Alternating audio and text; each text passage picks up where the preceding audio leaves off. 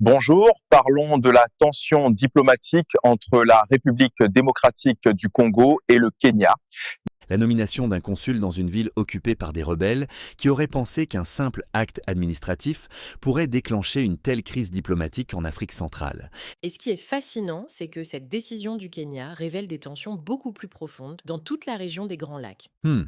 Pour bien comprendre l'ampleur de la situation, il faut savoir que Goma est sous l'occupation du M23 depuis 8 mois maintenant.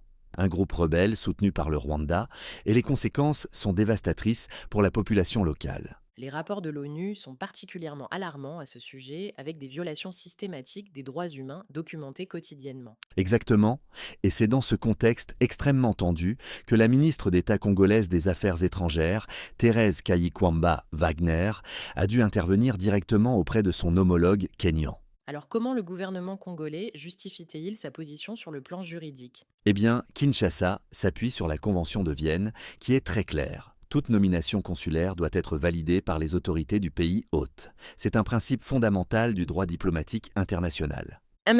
Et pourtant le Kenya, qui a longtemps joué un rôle de médiateur dans la région, a procédé à cette nomination sans consultation préalable. Ce qui est d'autant plus surprenant que Nairobi a une longue histoire d'implication dans la résolution des conflits dans l'est de la RDC.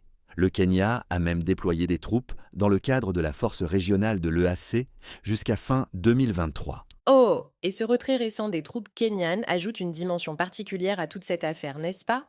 Absolument, et vous savez ce qui est encore plus préoccupant? Les estimations de l'ONU montrent que plus de 500 000 personnes ont été déplacées dans la région depuis le début de cette occupation. Ces chiffres sont vraiment alarmants et ils nous rappellent que derrière ces tensions diplomatiques, il y a des drames humains quotidiens. Et n'oublions pas que l'Est de la RDC est une région stratégique, avec des ressources naturelles estimées à plus de 24 billions de dollars. C'est un enjeu économique majeur qui complique encore davantage la situation. Et pendant ce temps, les populations locales continuent de souffrir des conséquences de cette instabilité chronique.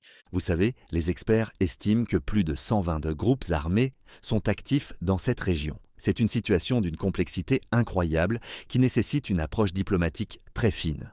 Bien que les deux pays affirment vouloir maintenir le dialogue, comment peuvent-ils concrètement avancer dans ce contexte? La solution passera nécessairement par des négociations multilatérales. D'ailleurs, les dernières statistiques montrent que 70% des accords de paix durables en Afrique ont été obtenus grâce à une médiation régionale. Donc malgré ces tensions, il y a quand même des raisons d'espérer. Oui, et les récentes initiatives de l'Union africaine montrent qu'une résolution pacifique est possible. Plus de 15 pays se sont déjà engagés à participer à un nouveau processus de médiation.